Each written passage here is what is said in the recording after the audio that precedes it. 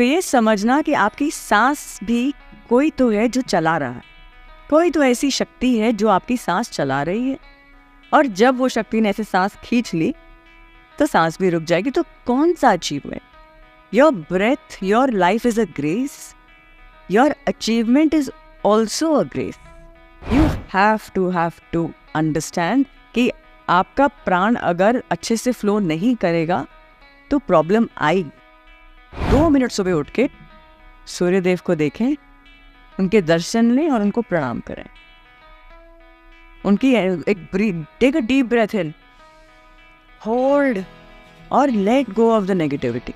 For healing in the present हमें अपने past को छोड़ना पड़ेगा।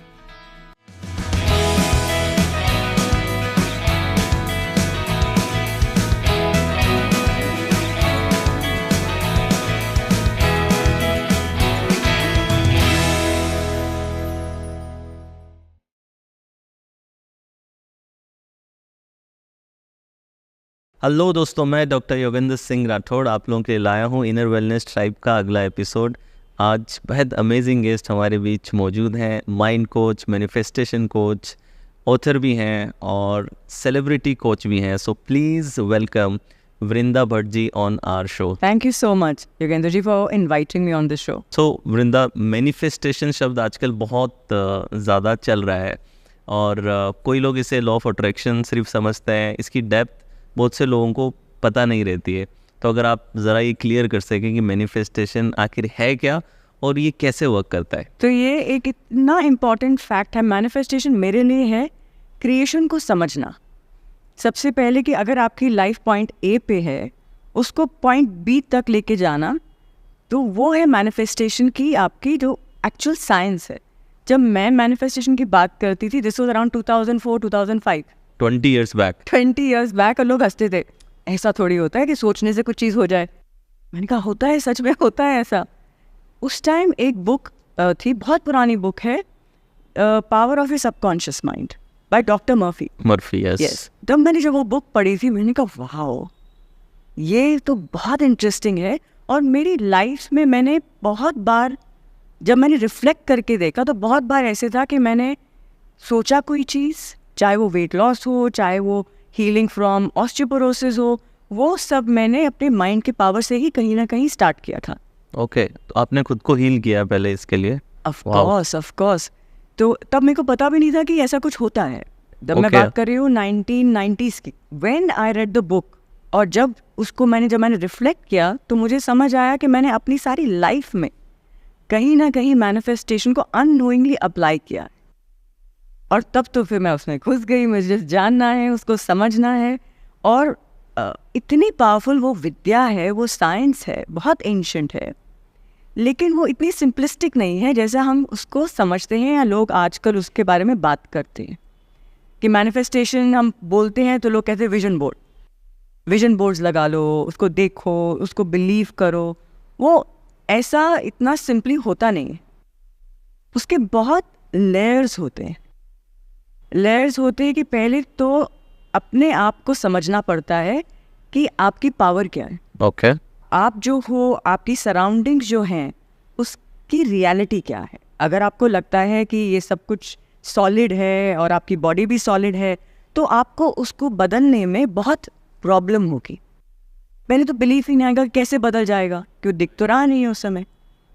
बट व्हेन यू अंडरस्टैंड कि एवरीथिंग इन क्रिएशन एटम से बनी है, अणु है, और वो एटम्स, आज साइंस हमें बोल रही है कि दे आर प्राइमरीली एनर्जी, वो इलेक्ट्रोमैग्नेटिक एनर्जी है। तो चाहे वो आप हो या मैं हूँ या जो हमारी सॉलिड एनवायरनमेंट है, ये सब इलेक्ट्रोमैग्नेटिक एनर्जी ही है। तो ये समझना, this is the starting point.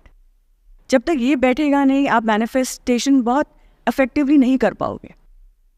This is the foundation कि everything is energy, and energy है तो बदल सकती है।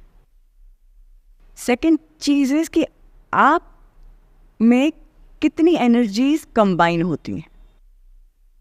स्पेसिफिकली जब हम मैनिफेस्टेशन की बात करते हैं, सबसे पहली एनर्जी होती है डिज़ायर, इच्छा शक्ति।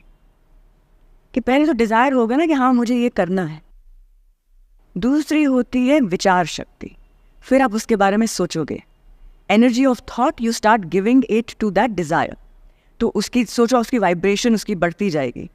पहले 5 वोल्ट की पावर थी, अब 10 वोल्ट की पावर हो गई, क्योंकि आपने जितनी स्ट्रॉन्ग पावर होगी, जितना इंटीग्रेटेड सिस्टम होगा, उतनी जल्दी जो आप विजुअलाइज कर रहे हो वो आपकी लिविंग रियलिटी में आएगा। Third is your speech, your वाक शक्ति।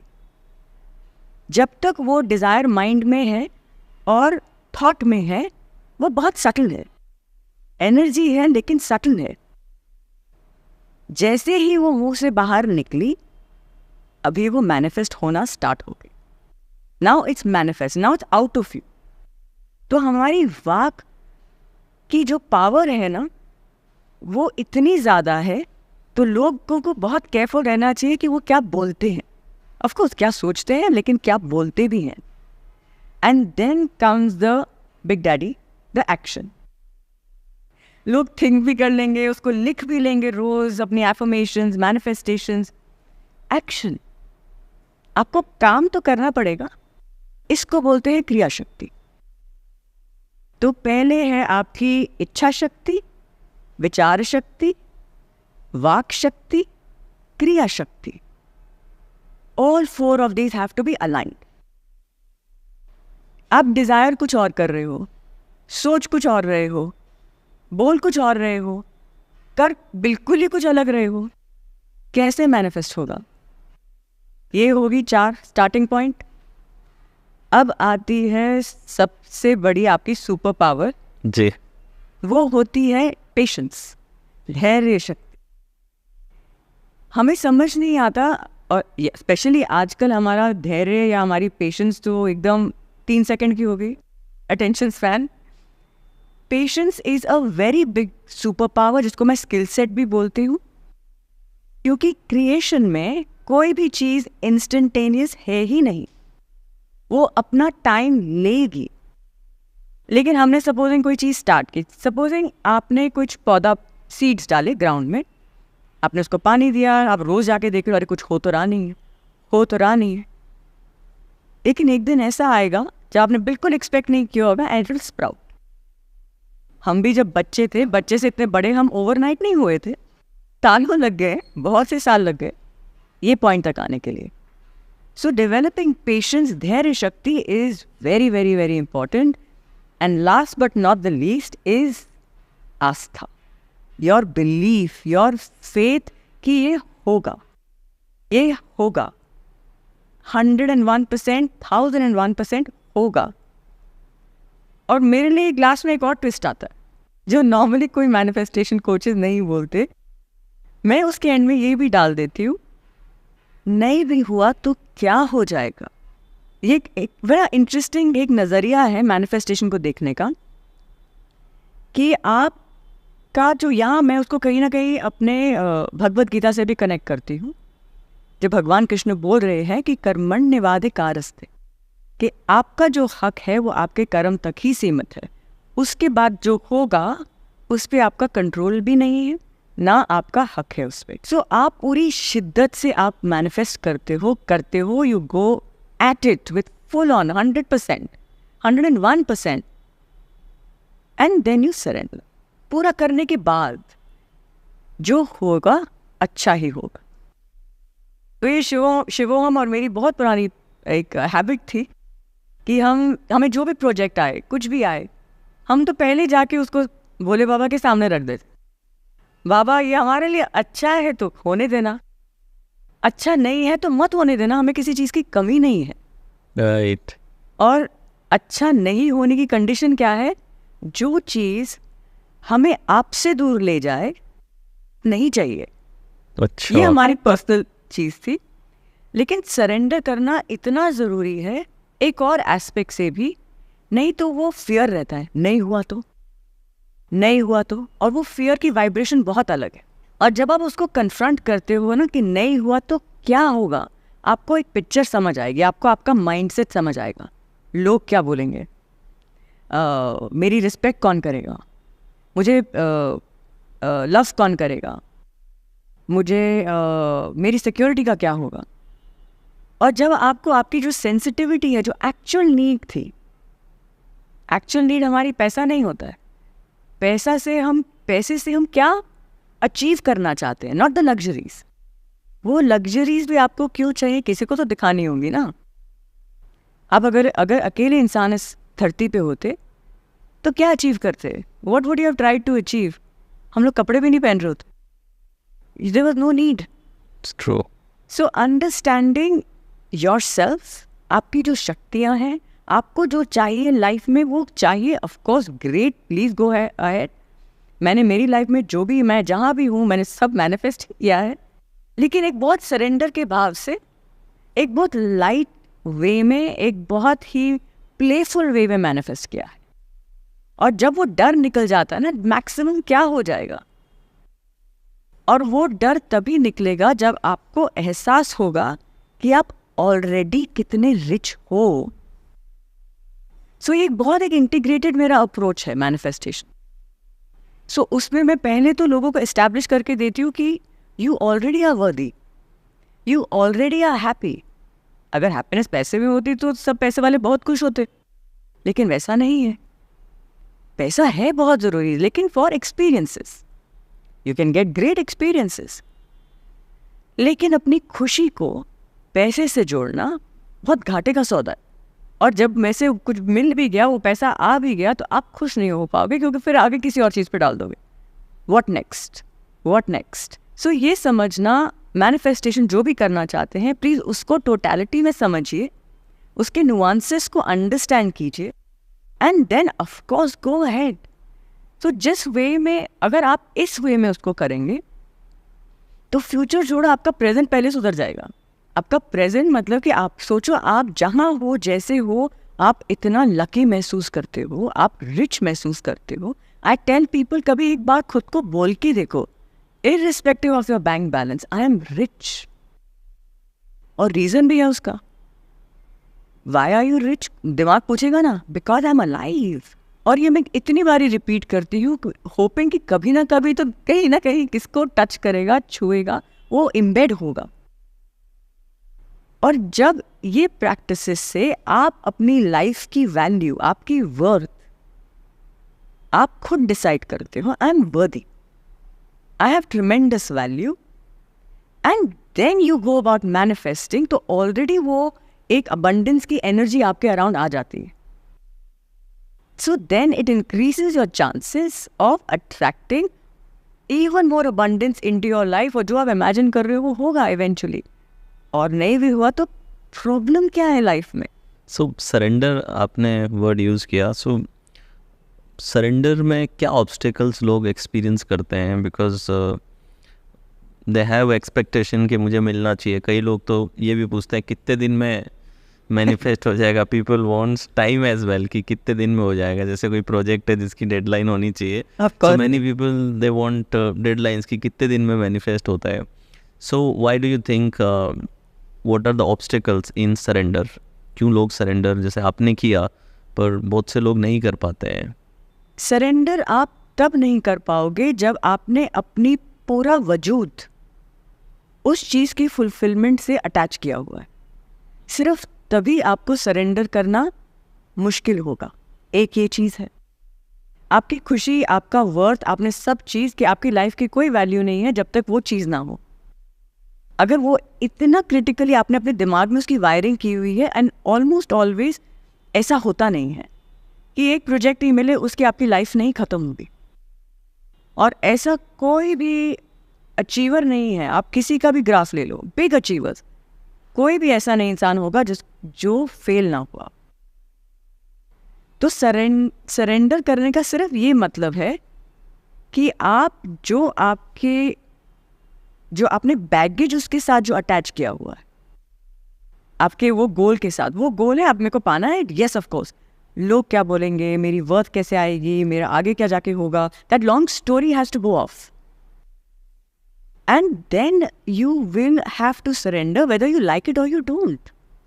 उसके आगे आपका कंट्रोल चलता ही नहीं है, और वो अपने टाइम पे ही फलित होगा। ये बहुत इंटरेस्टिंग एक चीज़ है, और एक माइंडसेट इसके लिए डेवलप करना ना बहुत इंपॉर्टेंट है। हमें लगता है हम क्रिएटर हैं, वी सब बोलते हैं you can create your reality, you can create your reality. मेरा पर्सपेक्टिव है यू आर अ को creator of your reality. Creator तो एक ही है, दैट यूनिवर्सल एनर्जी। हम उसी एनर्जी का अंश भी हम ही हैं, लेकिन है हम आंशिक। सो हमारा जो भी विजन है वो एनर्जी के साथ अलाइन करना तो बहुत ज़रूरी है, नहीं तो वो मैनिफेस्ट थोड़ी होगा। सो ये अंडरस्टैंड करना, और इसमें कभी किसी को डाउट आता है, you know I can create, I am the creator, I want to achieve this, तो मैं उनको एक सिंपल एक्सपेरिमेंट देती कि आप अगर इतनी बड़ी चीज़ अचीव करने के काबिल हो तो मतलब है बाय डिफ़ॉल्ट सबसे छोटी चीज़ तो अचीव कर ही सकते होगे आप, जो आप खुद कर रहे हो, इस मोमेंट में कर रहे हो। वो चीज़ क्या है जो आप अभी डिफ़ॉल्ट आराम से करते जा रहे हो?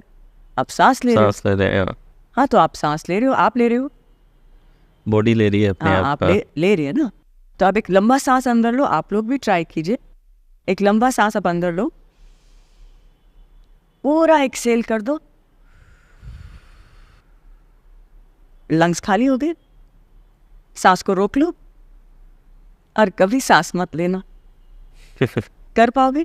नहीं, एब्सोल्युटली नहीं। ये मेडिकली आप रोक नहीं सकते जब तक सांस चल रही, और कभी सांस रुक गई तो पता है मेडिसिन भी फेल हो जाती है वो सांस को चलाने के लिए। तो ये समझना कि आपकी सांस भी कोई तो है जो चला रहा है, कोई तो ऐसी शक्ति है जो आपकी सांस चला रही है, और जब वो शक्ति ने ऐसे सांस खींच ली तो सांस भी रुक जाएगी। तो कौन सा achievement? Your breath, your life is a grace, your achievement is also a grace. आपके हाथ में सिर्फ आपका कर्म है, आप कर्म करते जाओ। और योगेंद्र जी, एक बहुत इंटरेस्टिंग मेरा एक अप्रोच है लाइफ में, जो मैं ट्राई कर रही हूँ लोगों को भी शेयर करने के लिए, सिखाने के लिए, कि what we really chase in manifestation is the dopamine. हमें वो डोपामिन रिलीज चाहिए कि that accomplishment, achievement, feel good factor.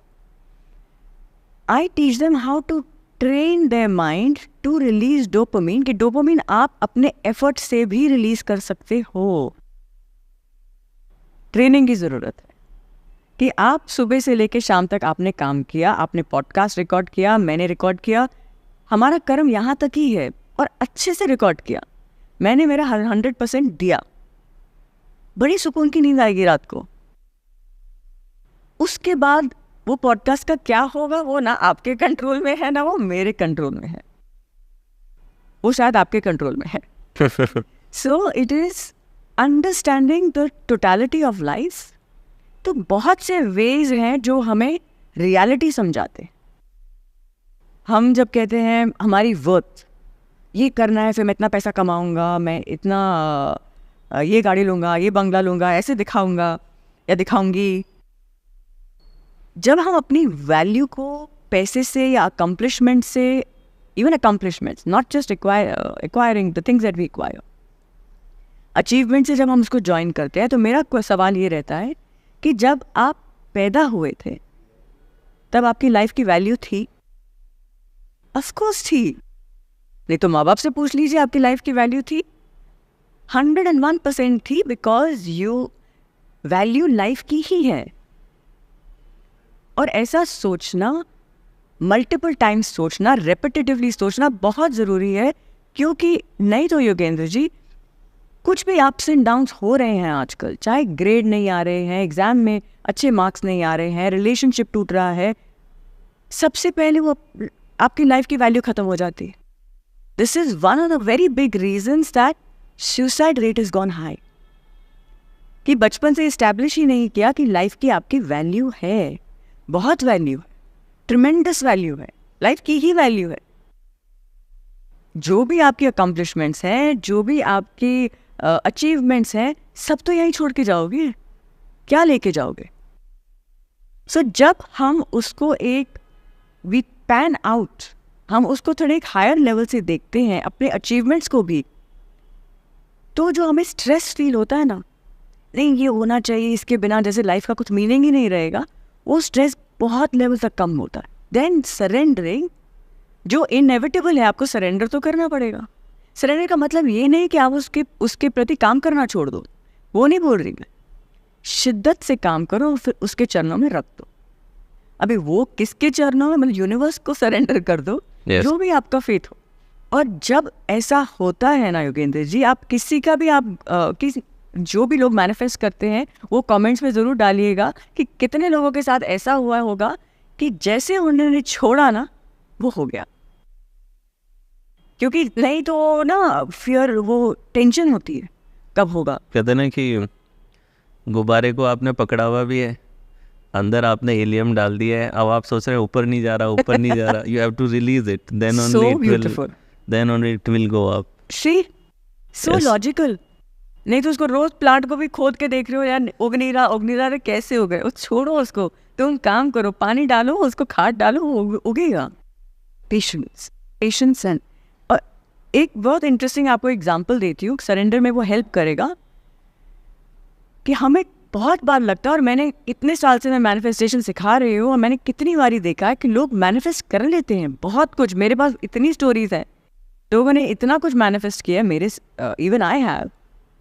लेकिन जब वो कितनी बारी उन लोगों के साथ ऐसा होता है कि मैनिफेस्ट हो गया एंड देन ऐसी सिचुएशंस होती हैं कि वो सोचते हैं अरे ना हुआ होता तो बेटर होता। अच्छा, यस ये मैंने एक न्यूज़ थी, ये मेरे क्लाइंट नहीं थे लेकिन एक न्यूज़ मैंने पढ़ी थी, तो और वो इस्टेब्लिश हो गया था। This young boy was there and his entire life he was manifesting कि आई स्टडी इन कनाडा, मैं बाहर जाऊंगा पढ़ने के लिए, मैं कनाडा में पढ़ूंगा। And he come work towards it again and again, throughout visualize कर रहा है, पढ़ भी रहा है of course. And he went to Canada to study. कोई उनके पास पैसे नहीं थे, इतने मॉडरेट मीन्स से थी फैमिली, बट कुछ ना कुछ करके the boy reach Canada and after 1 week he was stabbed in the metro, और जो भी उनका सबवे होता है, एंड ही वाज डेड। तो मैं लाइफ से बहुत सीखती हूँ।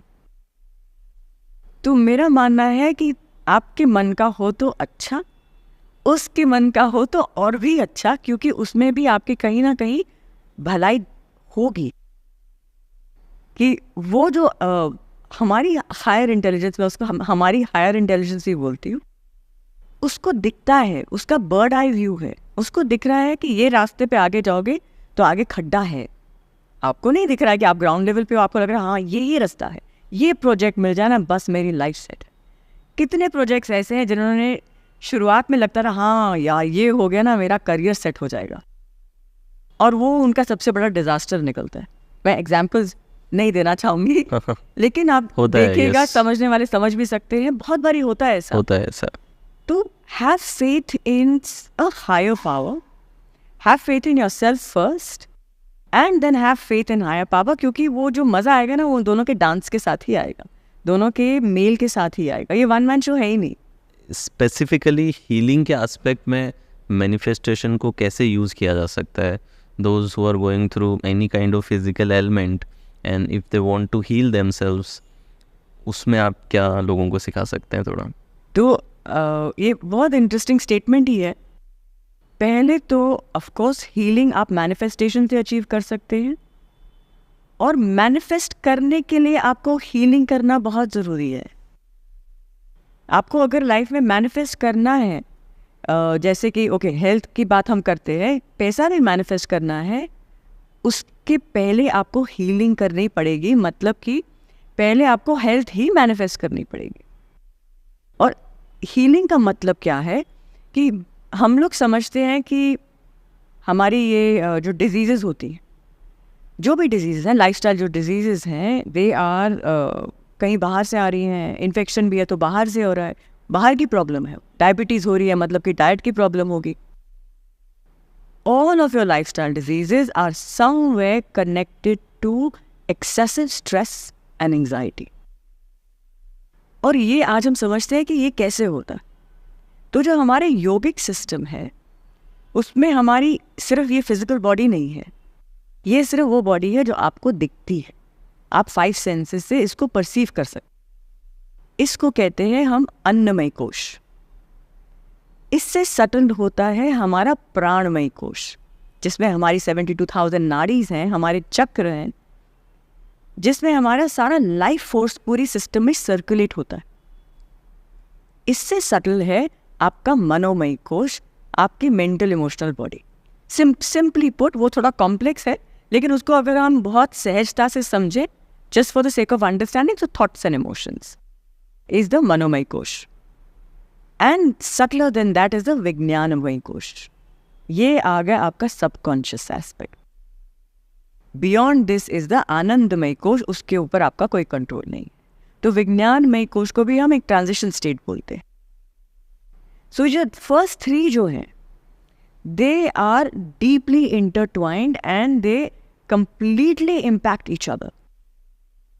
मतलब क्या है उसका, कि आपके माइंड में जो भी स्ट्रेस चल रहा है, स्ट्रेस आजकल तो सिर्फ माइंड का है, एंग्जाइटी भी माइंड में है, तो जो भी स्ट्रेस और एंग्जाइटी आपके माइंड में चल रही है, मतलब कि मनोमय कोश आपका डिस्टर्ब हो रहा है। थॉट्स है तो मतलब कि एनर्जी है, वो एनर्जी होगी अब डिस्टर्ब। वो डिस्टर्ब्ड एनर्जी आपके प्राणमय कोश को अफेक्ट करेगी। It will disturb the flow of प्राण इन द बॉडी।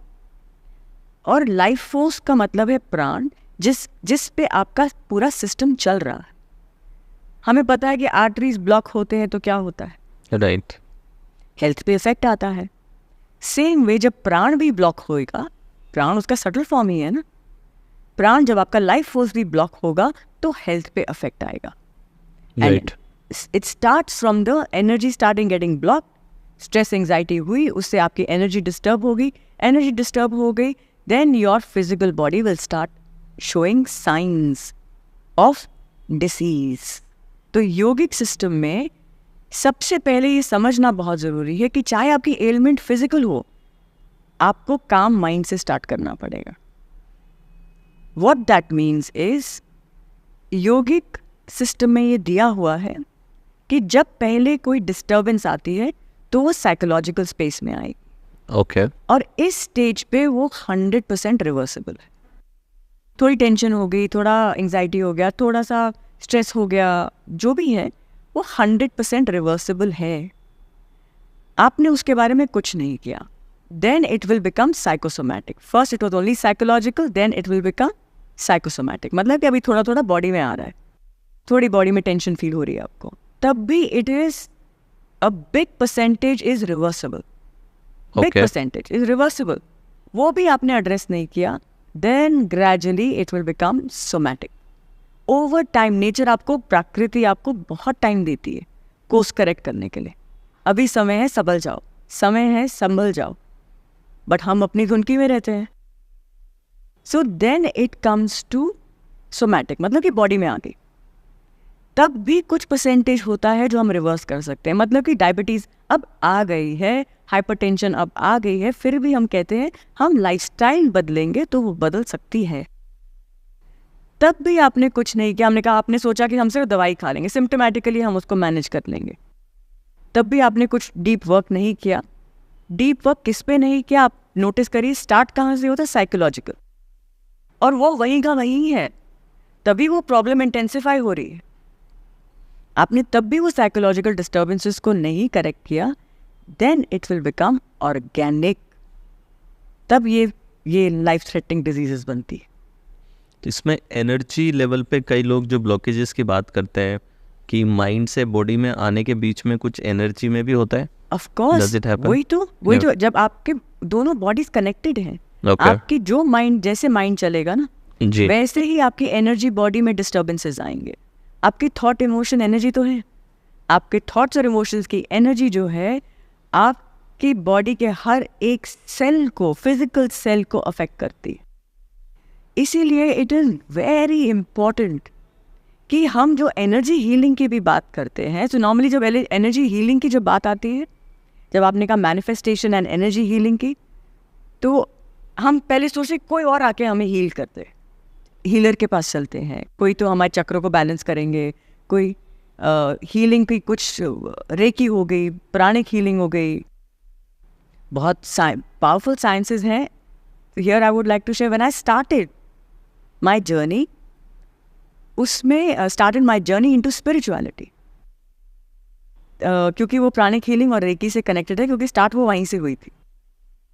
तो हीलिंग की जब हम बात कर रहे हैं तो ये बात है 2004-2005 की। I am already establish fitness coach, physical fitness coach, और माइंड की पावर का मुझे समझ आ रहा है. तो आई एम लाइक हाँ, माइंड हम सॉर्ट आउट कर लेंगे, स्ट्रेस को निकाल देंगे, तो बस हेल्थ तो गारंटीड है. And then my father was diagnose with cancer. And उनकी तो लाइफ में very clean eating and very simple lifestyle, कोई फ्लॉज, वो बैड हैबिट्स भी नहीं थी. तो वो एक थोड़ा, and sportsman. Okay. He was a national level hockey player oh. And a businessman, but उनकी पैशन था हॉकी खेलना. Then could not pursue that career. But जब आपके आइडल होते ना, ये फिटनेस है, ये दिस इज ग्रेटली फिट, तो वो then he was diagnosed with cancer. तो बहुत सवाल उठे कि अब ये क्या मिसिंग एलिमेंट है. डाइट भी क्लीन थी, एक्सरसाइज भी कर रहे थे, फिटनेस भी था, रोज डिसिप्लिन भी था, तो ये क्या हुआ. And then I unfortunately lost him to cancer. और उसके एक, when we found out that my father was, 1-2 दिन की बात है, he was not going to make it, we found out my brother's son has cancer. वो 7 या 8 साल के थे. उसने तो हम सबको बिल्कुल हिला दिया कि अब ये क्या है, ये कैसे हो सकता है. वो तो बच्चा है, उसने क्या, उसने तो अपना अब लाइफ को अभी तो जिया ही नहीं, तो उसको मैन हैंडल, मिस यूज कैसे करेंगे लाइफ. और we unfortunately lost him also to cancer. लेकिन आप, जब हम एक्सेप्टेंस की बात करते हैं ना, जब ट्रॉमा का जब एक्सेप्टेंस आता है, तो हमें समझ आता है कि लाइफ में जब पेन आती है ना, तो वो कुछ सिखाने के लिए आती है. जैसे भी पेन हो, वट एवर इट इज़, उससे आप कुछ सीखोगे. जैसे ही आप एक्सेप्ट करते हो, कि एक्सेप्टेंस करना बहुत मुश्किल होता है, बट व्हेन यू एक्सेप्ट, आपको उसका पॉइंट समझ आ जाए कि ऐसा, इससे ये मुझे क्या सिखा रहा है. And for me it was, एक सवाल आता था कि अभी लाइफ का पर्पस क्या है. मतलब कि आप आए, आपने पूरी फैमिली बनाई, रिश्ते बनाए, and overnight you are gone. वो इंसान चला गया, मैं भी चली जाऊंगी, तो पर्पस क्या था आने का. मतलब कि ऐसे गोल गोल घूम रहे, मतलब कि पॉइंटलेस. बॉडी लो, फैमिली बनाओ, पैसे कमाओ और मर जाओ, फिर बॉडी लो, ऐसे करते जाओ. मतलब कि ये तो गेम हो गया ना. It sparked my spiritual journey. I am deeply indebted to my father's soul, my nephew's soul, कि जो भी अनफॉर्चुनेट हैपनिंग्स हुई, उससे जो सवाल मेरे अंदर उठे, उससे मेरी स्पिरिचुअल प्रोग्रेस चालू. कोई चीज़ हमें डिस्ट्रॉय कर सकती है, कोई चीज़ हमें ऊंचाई तक भी लेके जा सकती है. और जब हम डेथ की बात करते हैं ना, तो ये इतना डीप टॉपिक है. I hope at some point you do speak about it, क्योंकि एक चीज़ जो आपकी लाइफ में, सबकी लाइफ में सर्टन है, उसको एक्सेप्ट करने में, उसके बारे में सोचने से भी रोंगटे खड़े हो जाते हैं. तो कहीं ना कहीं वो जो हुआ लाइफ में, उससे मेरी जो स्पिरिचुअल सीकिंग है, दैट स्टार्टेड. और मेरे को एक माइंड पे एक वो स्टार्ट होगा, मुझे हीलिंग करनी. क्योंकि जब आपकी स्पिरिचुअल जर्नी स्टार्ट होती है, तब आपको आप पढ़ते हो, you understand everything is one. And I was feeling it, I was feeling such a tremendous level of oneness. ये क्यों हो रहा था मुझे भी नहीं पता. ग्रेस, गॉड्स ग्रेस, कि मुझे ये समझ नहीं आ रहा कि मेरी हद कहाँ ख़त्म होती है, मेरी फिजिकल एग्जिस्टेंस कहाँ ख़त्म होती है और दूसरे की कहाँ स्टार्ट होती है, मुझे पता ही नहीं है. मुझे सेपरेशन ही समझ नहीं आ रहा है कि everything is one, it's all him, it's all me. अब स्टार्ट हुआ हीलिंग. मुझे हीलिंग करना है, मुझे बस I will give my life force for healing. तब मैंने प्राणिक हीलिंग सीखा, मैंने रेकी सीखा. और आप मानेंगे योगेंद्र जी, वो विद्या इतनी पावरफुल है. और I used to volunteer at a orphanage, क्योंकि मुझे उससे पैसा नहीं कमाना था. हीलिंग मुझे, it was naturally flowing from me. I should teach manifestation in an orphanage. उसमें से बहुत से लोग सीख के they establish themselves and they still send me emails, ma'am जो आपने सिखाया था हमें इतने साल पहले, that is the reason why we are where we are today. तो वो जो दुआएं मिलती हैं उनका अलग है, वो आपको भी मिलती होंगी, आपको भी पता है. तो वो जब मैं हीलिंग कर रही थी, तो एक दिन ऐसा हुआ कि ऑर्फनेज में I was healing their men, जो उनकी हेड होती हैं, मिस उनका नाम आई विल कीप इट. तो उनको मैं हीलिंग कर रही थी. उनको आर्थराइटिस था and she could not climb up and down the stairs. और वो भी हम बहुत ही मीडियम के वे में करते कि हम सिर्फ मीडियम हैं। तो मैं जैसे उसका जो प्रोटोकॉल होता है वैसे मैंने उनको हीलिंग दी। Next day with all humility I am saying कि she was climbing the stairs. Wow. और मैं जब उनको मिली 2-3 दिन के बाद, उनकी आंखों में आंसू, और उन्हें मुझे ऐसा दर्जा दे दिया कि मेरी आंखों में आंसू, और मुझे अंदर वो भी पता है कि दिस इज़ नॉट ट्रू। मेरा लेवल वो नहीं है कि आप जिससे मुझे कंपेयर कर रहे हो। मुझे मेरी इतना तो पता है कि no you talk comparing me to a level. लग रहा है कल से मेरे को 1 दिन पहले से तो लग रहा था। मैंने कहा मेरी ईगो ना बढ़ जाए कि अगर आप मुझे ऐसा ओहदा दे रहे हो, मैं नाम भी नहीं ले सकती कि मुझे वो किन से कंपेयर कर रहे हो। और मैंने कहा this is not good for a Sikar कि ईगो पहले ही बढ़ जाए आपकी। अभी तो कुछ काम भी नहीं किया है और मैं उनको बोल रही हूँ ये मेरा कुछ है ही नहीं है, तो सब ईश्वर की कृपा है। नहीं, आप ही नहीं किया। तो मैंने कहा नहीं, ये गलत हो रहा है, ये सही ट्रैक नहीं है। और वो मेरे एक स्टेटमेंट आई, और ये सीक्वेंस ऑफ इवेंट्स इतना ब्यूटीफुल है कि मेरे को कहीं ना कहीं महसूस हो रहा है कि कोई तो एनर्जी है मुझे गाइड कर रही है। और तब मैं वो बुक पढ़ रही थी, autobiography of a Yogi. Okay. तो उसमें महातार बाबा जी हैं, जो एंटिटी हैं, जो जिनको शिव का रूप बोलते हैं, भगवान शिव का रूप बोलते हैं। तो मेरे को लग रहा है कि वो मुझे गाइड कर रहे हैं। और उस दिन मैं शाम को अकेले बैठी थी मेरे लिविंग रूम में, और मैं एक लाइन पॉप आउट की। तो ये नरेट करने का मतलब है कि जो भी वो इंटेलिजेंस है, जो भी वो शक्ति है, वो आपको साइंस देती है। ज़रूरी नहीं कि वो शरीर में आके बोले, वो साइंस देंगे आपको। आपको सेंसिटिव होना है उसको पकड़ने के लिए, उसको समझने के लिए और उसको इम्प्लीमेंट करने के लिए। उसमें एक लाइन आती है कि जब आप एक स्पिरिचुअल साधक हो, तब आपकी जो स्पिरिचुअल प्रोग्रेस है इट इंटेंसिफाइज मेनी फोल्ड्स अगर आपको गुरु मिल जाए फिजिकल बॉडी में।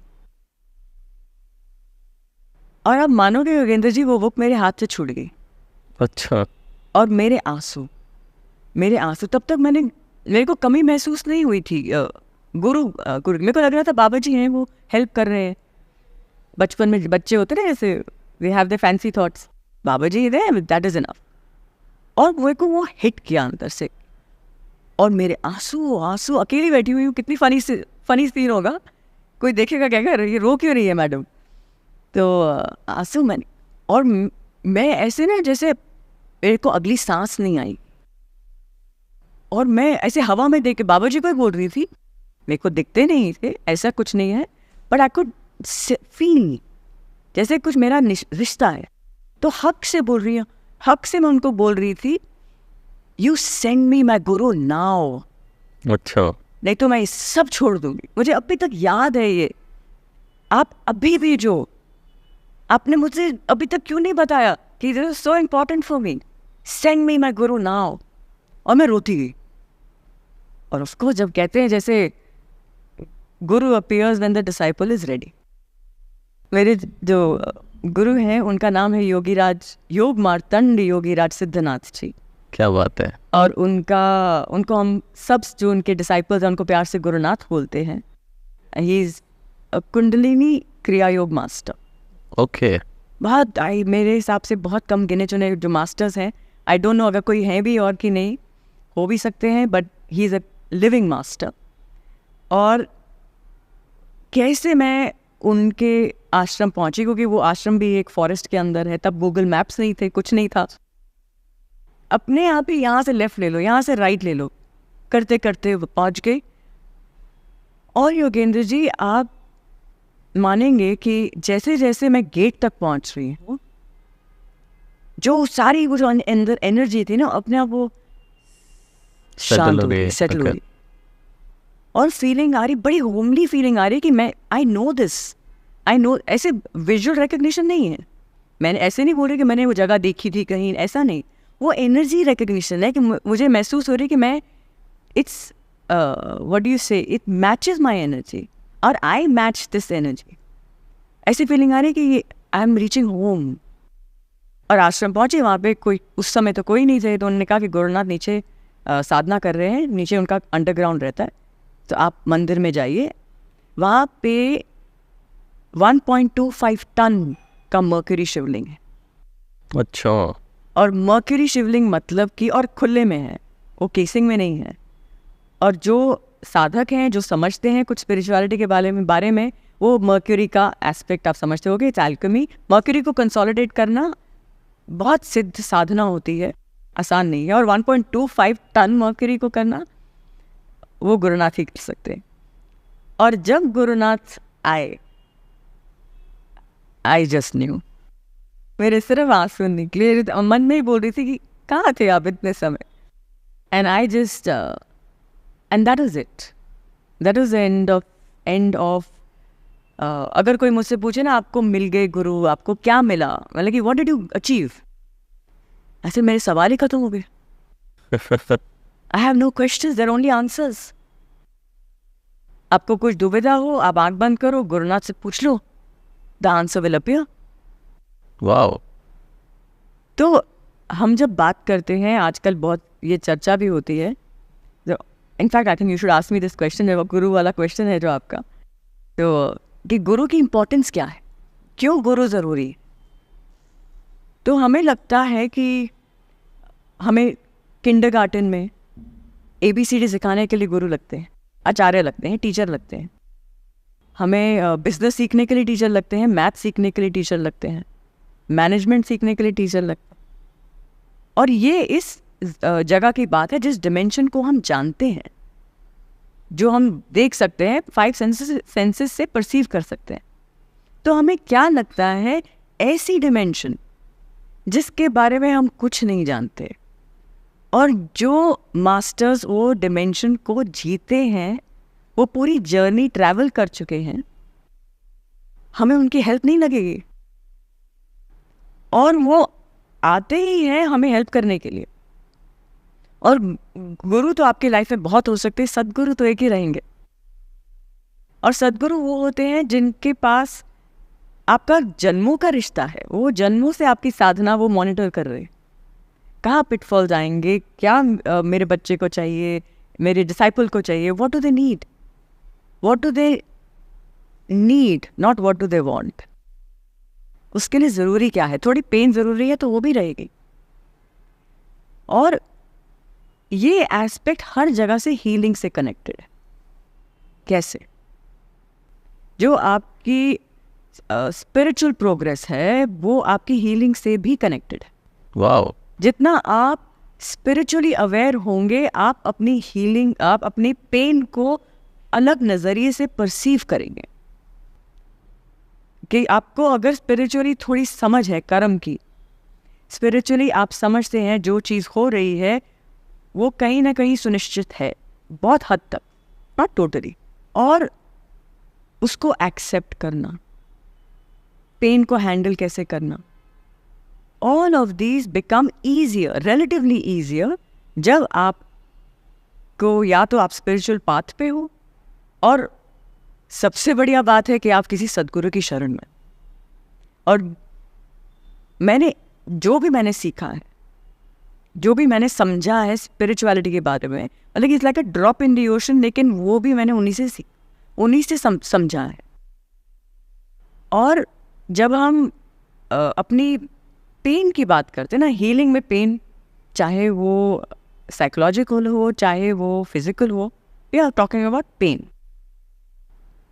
तो फिजिकल पेन एक चीज़ है, सफरिंग बिल्कुल अलग चीज़ है।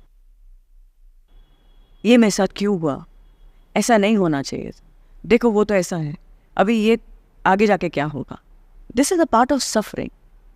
तो अ सतगुरु will almost always not interfere with the happening of that event.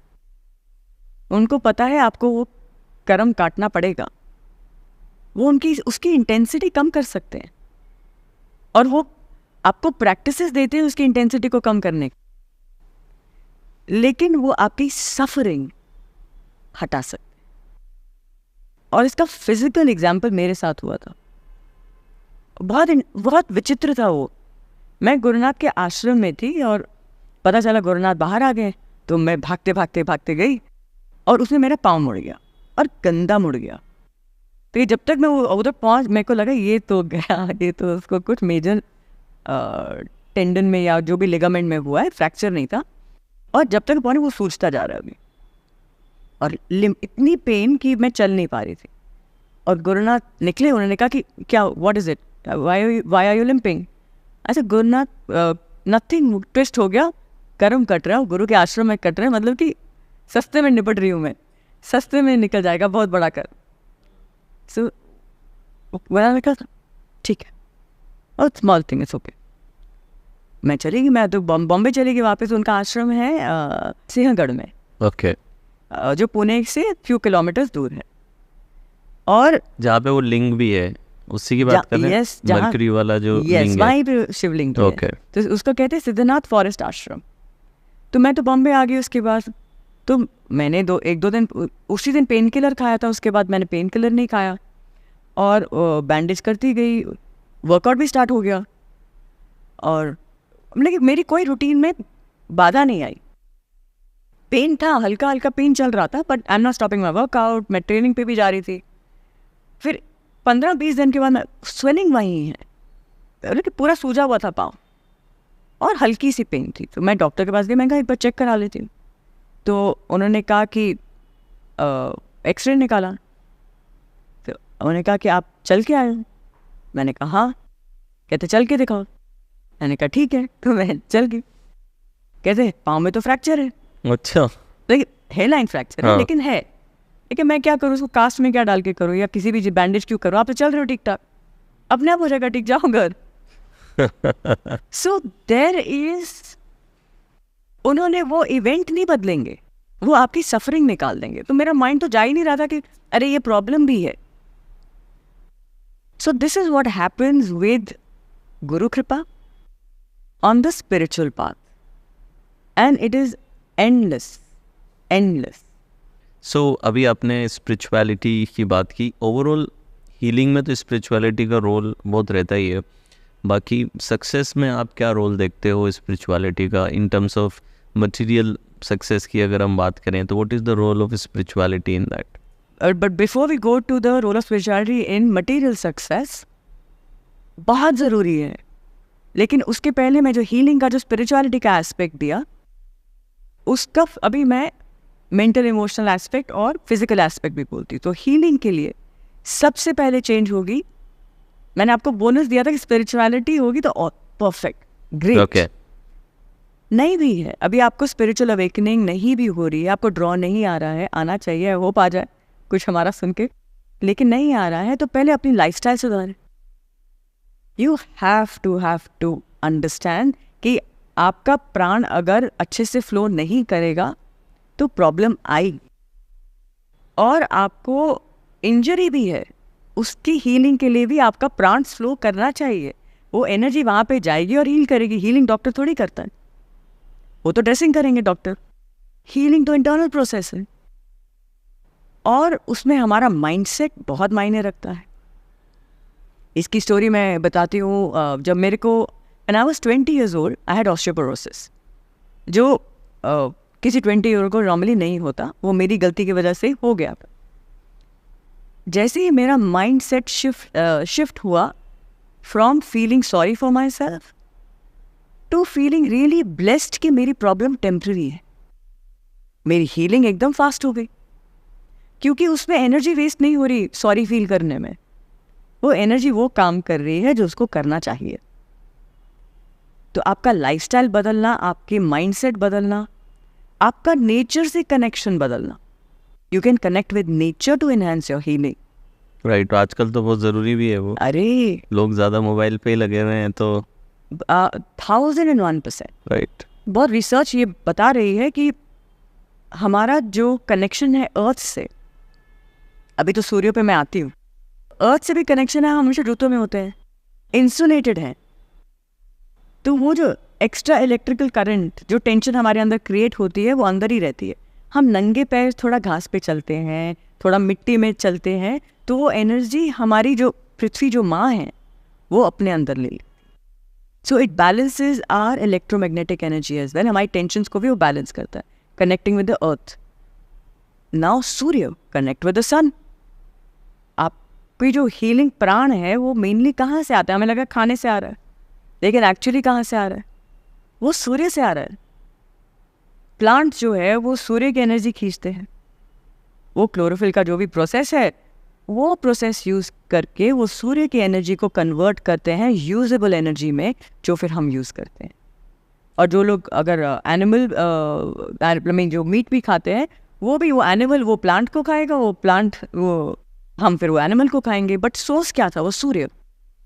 So you can connect with the sun, not can, you should connect with the sun. ये बहुत पावरफुल प्रैक्टिस गुरुनाथ देते. It is called Siddhanath Surya Yog, जो आप सूर्य की energy use करके अपने आप को एक प्रोटेक्टिव शील्ड बनाते हो.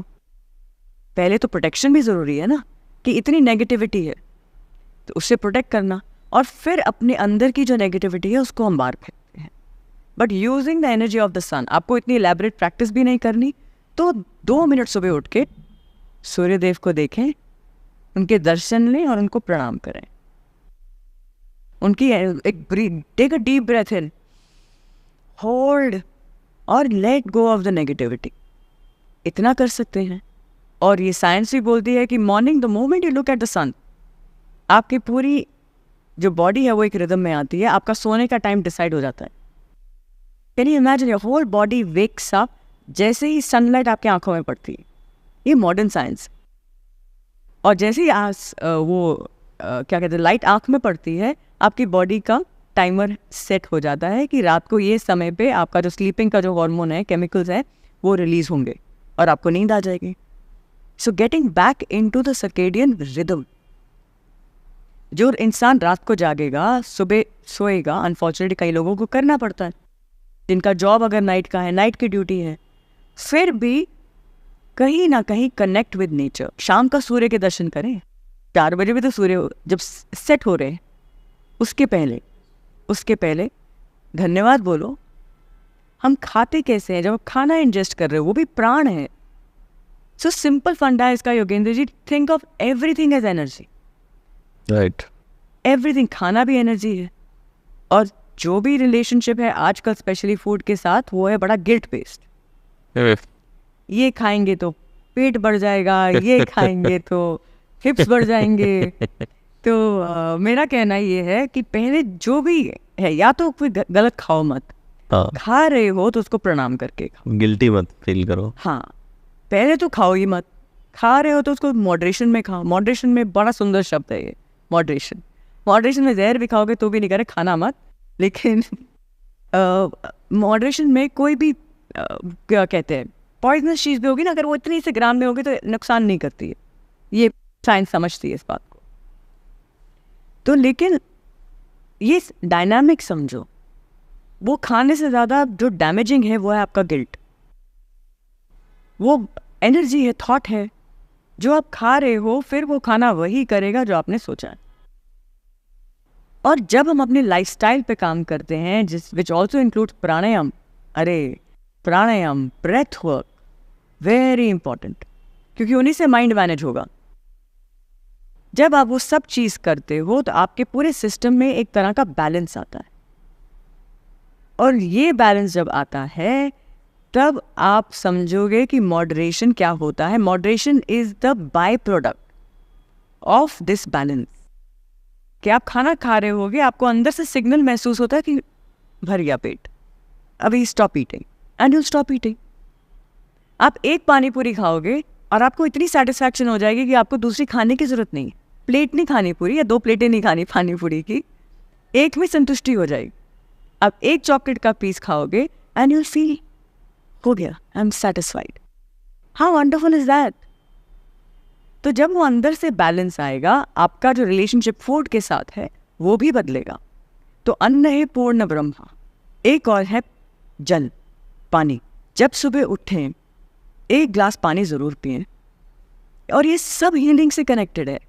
बिकॉज आपका जितना सिस्टम वाइब्रेंट होगा, जितनी एनर्जी अच्छे से फ्लो करेगी, जितना माइंड शांत होगा, वो आपकी जो भी प्रॉब्लम है बॉडी में, या लाइफ में, हम सक्सेस की बात करेंगे इसके बाद, आपको इतना असिस्ट करेगा बिकॉज सब काम एनर्जी से ही होने वाला है.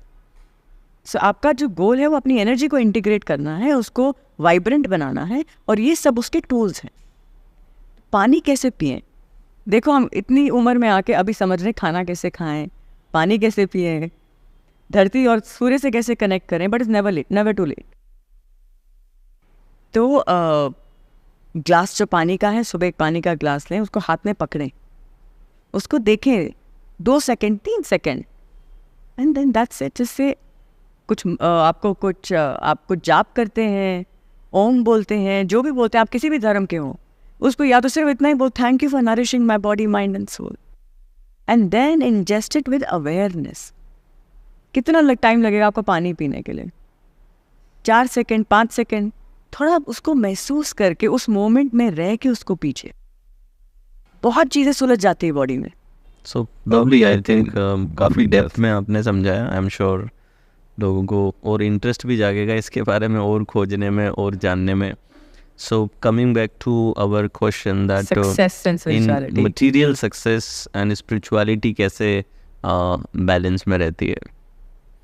बिकॉज काफ़ी समय से जो एक स्पिरिचुअलिटी के साथ में ये जोड़ा जाता है कि अगर आप स्पिरिचुअल हैं तो आपको सब कुछ त्याग देना चाहिए, संन्यास ले लेना चाहिए और संसार से दूर चले जाना चाहिए. ऐसा एक कॉन्सेप्ट बहुत चलता है हमारे कल्चर में. सो मटेरियलिस्टिकली आप ग्रो करते हुए भी स्पिरिचुअल रह सकते हैं, और रह सकते हैं तो कैसे रह सकते हैं? ये आपका कार्मिक पाथ. बहुत से लोग हैं जो लेते हैं संन्यास, वो उनकी कार्मिक जर्नी है, उसके बारे में वो जाने और उनका जो कर्म है वही समझ सकते हैं. मैं मेरी बात करती हूँ, या जो मैंने सीखा है, जो मैंने समझा है कि आप गृहस्थ हैं तो गृहस्थी में रह के भी आप योग साधना और डिटैचमेंट प्रैक्टिस कर सकते हैं. और दूर जाने का क्या कॉन्सेप्ट था कि आप सब कुछ छोड़ के क्यों जाएं, कि आप डिटैच हो जाएं, और वो रिलेटिवली इजी है वहीं पे रह के डिटैच होने से. गृहस्थ योग कहीं ना कहीं, ये कंपैरिजन की बात भी नहीं है, तो उसको आप कंपैरिजन भी उसमें मत ले. दोनों ही अपने आप में बहुत, एक उनका ग्रेविटी होती है, उनके चैलेंजेस होते हैं. लेकिन मैं मेरे पाथ की बात करती हूँ क्योंकि मेरे जो गुरु हैं वो गृहस्थ योगी हैं, और माया में रह के भगवान कृष्ण ने तो ये भी बोला था, उन्होंने तो नहीं, हालांकि उनका भी एग्जाम्पल हम ले सकते हैं कि आपको आपका कर्म तो करना पड़ेगा. आपके कर्म में लिखा है कि ये $1 बिलियन कंपनी खड़ी करो तो कर दो, उससे अटैच मत हो. डोंट टेक इट कि हाँ मेरा पर्पस ही लाइफ का ये था, या मैं यही पैदा करने के लिए, यही लेगेसी क्रिएट करने के लिए मैं पैदा. वो फिर सही गलत की बात नहीं है, वो फिर घाटे का सौदा हो जाएगा. क्योंकि ये गुरुनाथ के शब्द हैं कि हमारा पर्पस ही लाइफ में होता है, कि ये गुरुनाथ के वर्ड्स हैं कि the only purpose of man's sojourn on this earth is to seek God. Rest everything is a secondary detail, सब उसके बाद आएगा. और जब हम मटेरियल एडवांसमेंट की बात करते हैं तो उसका एक इंटरेस्टिंग पर्सपेक्टिव है योगेंद्र जी, कि जब तक इंसान अपने सर्वाइवल के लिए लड़ रहा है, अपने बेसिक नीड्स को फुलफिल करने के लिए जूझ रहा है, तब तक उसको भगवान का ख्याल शायद ना आए, स्पिरिचुअलिटी का ख्याल ना है. भगवान का ख्याल आएगा भी तो बोलेंगे कि ये पूरा कर दो. जस्टिफाइड है, क्योंकि वो पता नहीं उनका खाना है कहाँ से आएगा नेक्स्ट. उसके बाद लग्जरीज आ जाती है. जब सर्वाइवल टेक केयर हो गया, फिर आप दोगे थोड़ा कंफर्ट दे दो, ये 1 BHK से थोड़ा 2 BHK, नो जजमेंट, ये एक प्रोसेस है. राइट. फिर जब आपके पास इतना कुछ है, सब देख लिया है, इंसान रज जाता है, इंसान सेटिस्फाइड होता है. फिर एक्सपेंशन कहाँ से कैसे लाएगा वो? तब सिर्फ स्पिरिचुअलिटी नहीं जागी तो वो सबसे बड़ी ट्रेजेडी है, और वो आपको नेगेटिव डायरेक्शन में लेके जाएगी. फिर आप कहाँ ढूंढोगे खुशी? सब कुछ तो मिल गया, 10 प्राइवेट जेट खड़े हैं, 4 बंगले खड़े हो गए, मतलब 3-4 आइलैंड हैं, कंट्री भी ओन करते होंगे, मार्स पे जा रहे हैं, जो भी है. अगर स्पिरिचुअल अवेयरनेस नहीं आएगी या स्पिरिचुअल सीकिंग नहीं जागेगी तो वो कहीं ना कहीं एक्सेसेस में इंसान जाएगा, किसी और वे में ढूंढेगा। तो बहुत time you notice it in so many ways कि वो एडिक्शंस आ जाएंगी, वो लाइफस्टाइल थोड़ा ऑफ हो जाएगा।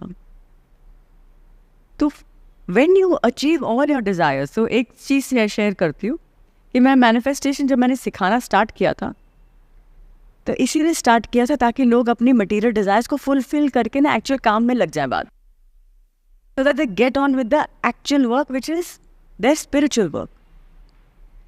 तो मेरा मानना ये है कि जो स्पिरिचुअल जो अंडरस्टैंडिंग है, चाहे वो हीलिंग हो फिजिकली, चाहे वो सक्सेस हो मटीरियली, स्पिरिचुअल अंडरस्टैंडिंग होना बहुत ज़रूरी है, तब भी आप अपने पैसे का भी उपयोग सही से करो।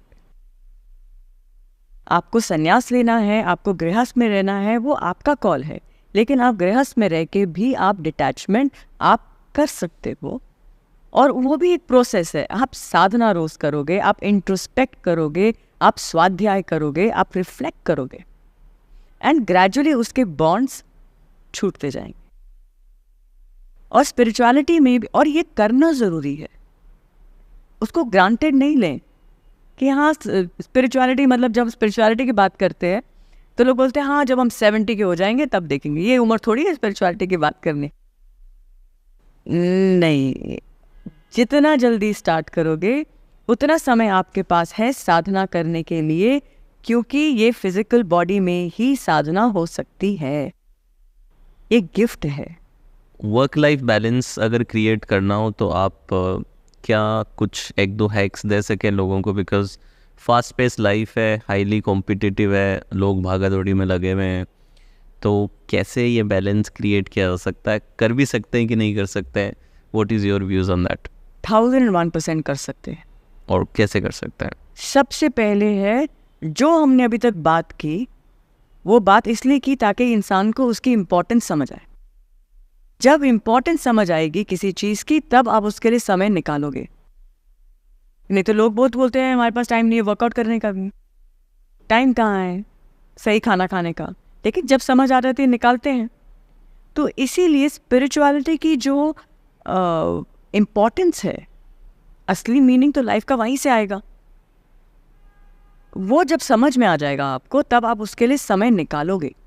स्पिरिचुअल वेलबींग के लिए, मेंटल इमोशनल वेलबींग के लिए ये अलग लेवल्स हैं, और फिजिकल वेलबींग के लिए, तीनों को आपने 1001% एवरीडे बेसिस पे आपको उनको समय देना पड़ेगा।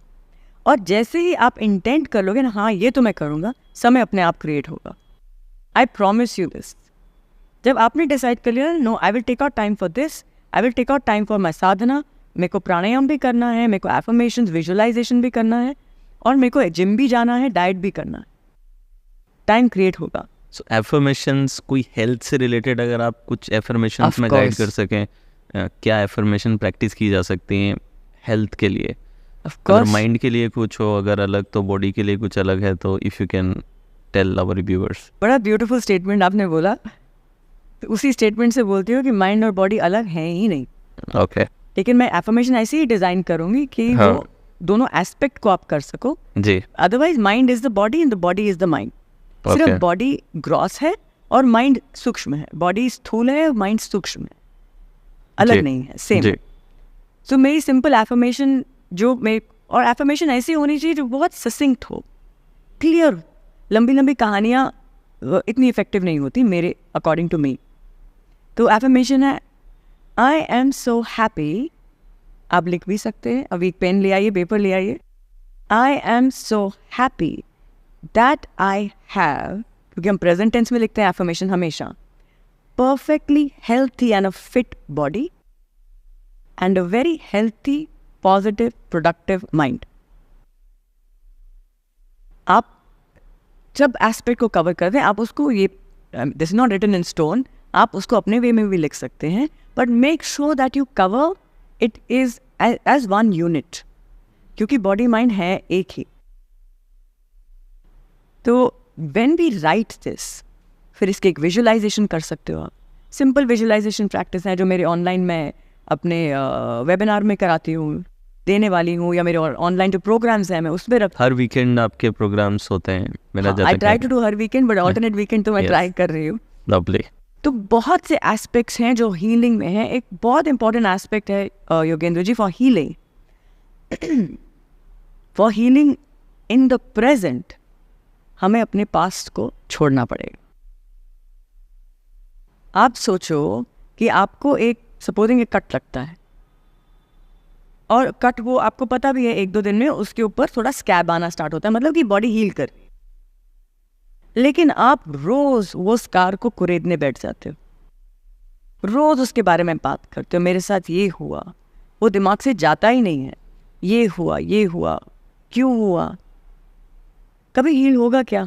आप उसको रोज खोद रहे हो।